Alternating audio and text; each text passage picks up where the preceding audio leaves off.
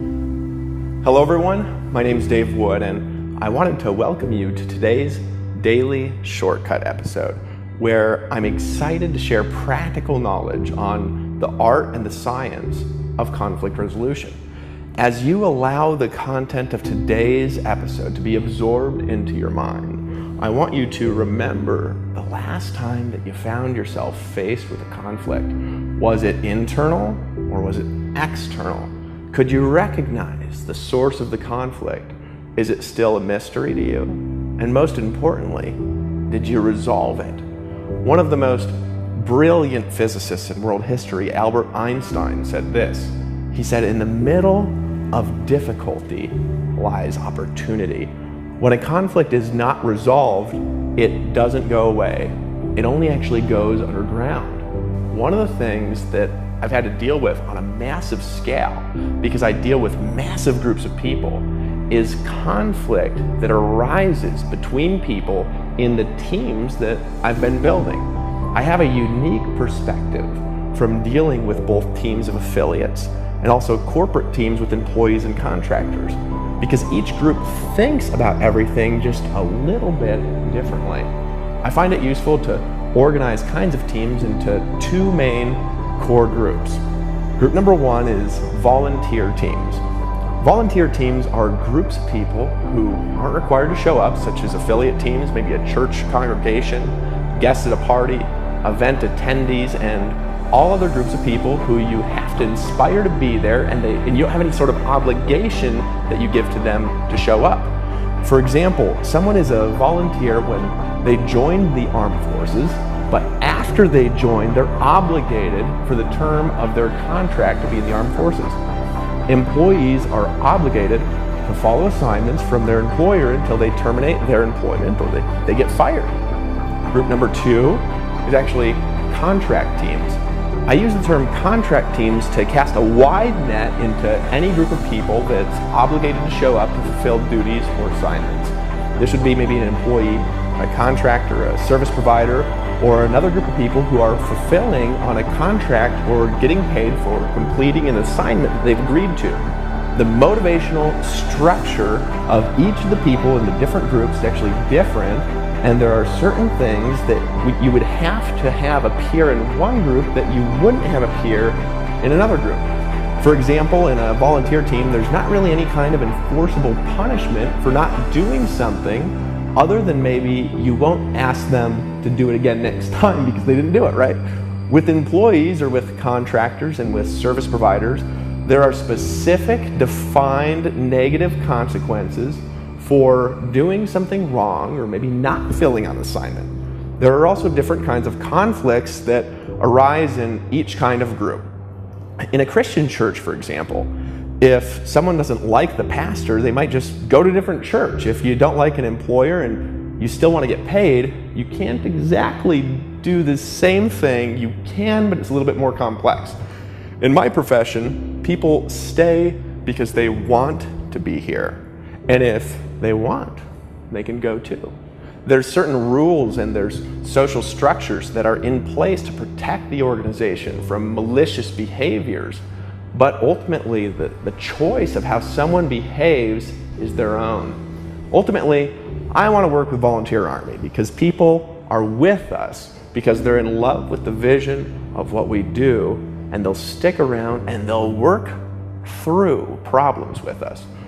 But problems will arise that are actually really difficult to deal with. I learned a lot about the importance of conflict in this book that I was reading today. The reason why it's important, especially if you're a volunteer leader, to resolve conflicts, is that when there's social problems that arise, it can affect a lot of other people and their belief in what you're doing and all of your other followers.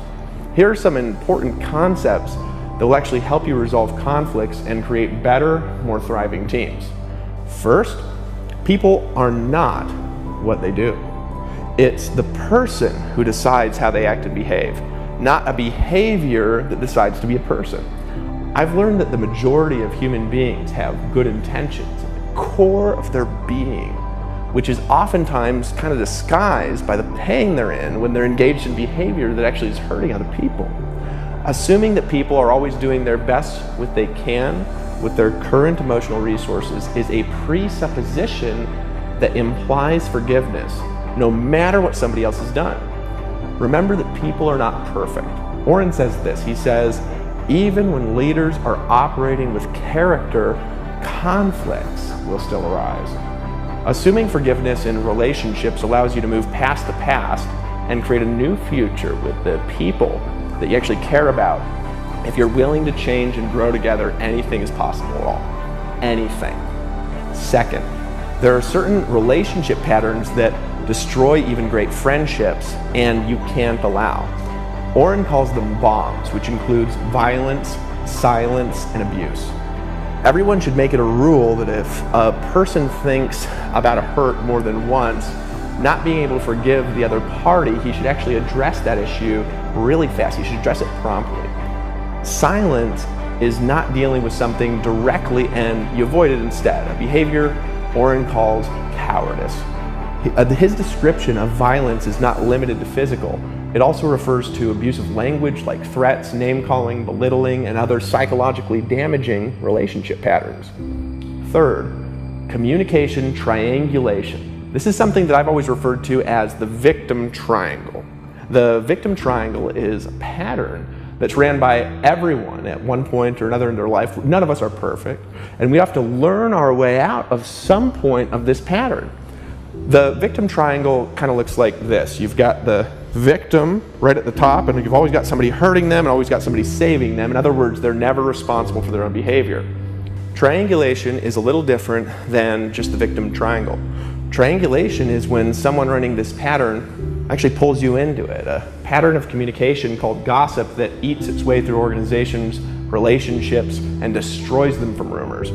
The picture that I described is a way of thinking that's actually rooted in not taking responsibility for your own actions and is not helpful for creating anything good in your life.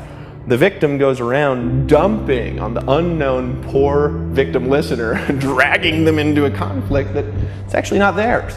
Oren has a no gossip policy in his organization that I'm adopting, and it's called the "can I quote you" anti-triangulation rule. All right, and here's how it works.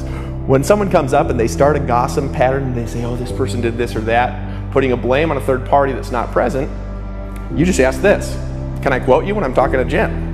Right? Usually someone won't dump or gossip on you if you require permission to tell the other person exactly what they said in order to listen. They'll be like, oh, no, you can't quote me on that, right? Then you say, well, then go talk to Jim, right?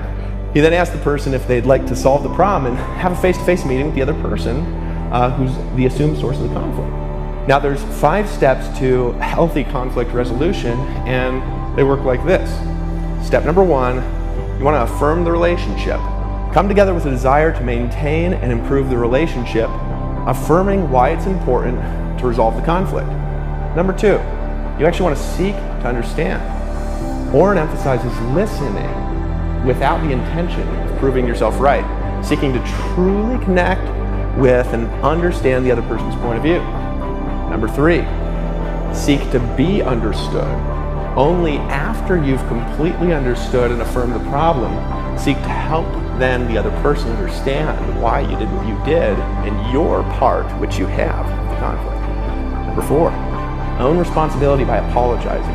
If there's an action that you took that you can apologize for while maintaining honesty and integrity, apologizing for your part of the conflict will move worlds. This demonstrates humility and willingness to receive feedback from the other party. Number 5, you want to seek agreement. After both parties have listened and understood each other, come to an agreement to resolve the conflict in an amicable way. It's great stuff. I want you to tell me what you want to apply in the comments and what you're going to change from this information that I've given you today. I know for me that I need to work on my listening skills. What about you? Right? What do you need to work on? I want you to focus on what you need to work on in your life. And each day, as you're paying attention, you want to change just a little bit more. And you'll learn a little bit more how to do that in the free PDF and audio that you're going to get on the next page. Leave me your thought in the comments, and I'll see you in the next episode.